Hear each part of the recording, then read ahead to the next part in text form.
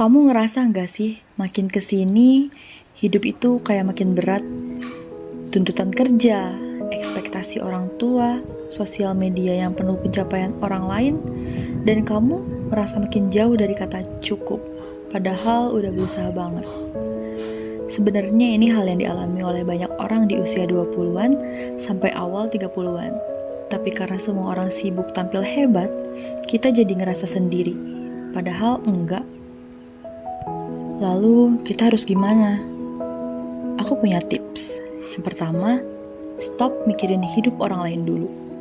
Kadang yang bikin kita stres itu bukan masalah hidup kita, tapi hidup orang lain. Kita scroll TikTok, Instagram, lihat temen udah beli rumah, udah tunangan, udah S2, padahal kita baru bisa bangun pagi tepat waktu. Tapi sebetulnya, tiap orang itu punya timeline-nya masing-masing. Tips dari aku, unfollow akun yang bikin kamu ngerasa kecil, ganti konsumsi digitalmu dengan ikuti akun yang edukatif, inspiratif, bukan cuma pamer. Yang kedua, coba rutinitas kecil yang bikin kamu merasa hidup kembali. Saat semua terasa chaos, mulai dari hal kecil, bangun di jam yang sama tiap hari, beresin kamar, bikin to-do list, hal kecil tapi kasih sense of control. Kadang kita ngerasa stres karena hidup kita kayak gak kepegang, padahal yang harus diatur itu bukan dunia, melainkan kebiasaan kita.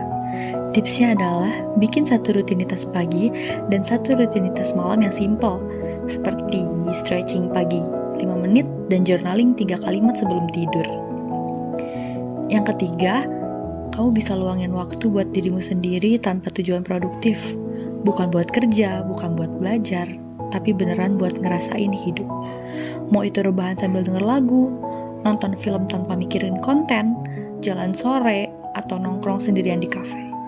Self-care itu bukan reward, tapi kebutuhan. Tipsnya, jadwalin waktu nggak ngapa-ngapain, treat it like a meeting, penting dan wajib. Kamu nggak harus jadi versi terbaik hari ini, tapi kamu bisa mulai dari satu langkah yang bikin kamu ngerasa sedikit lebih baik. Gak usah buru-buru, yang penting kamu jalan, pelan-pelan, tapi sadar. Semangat!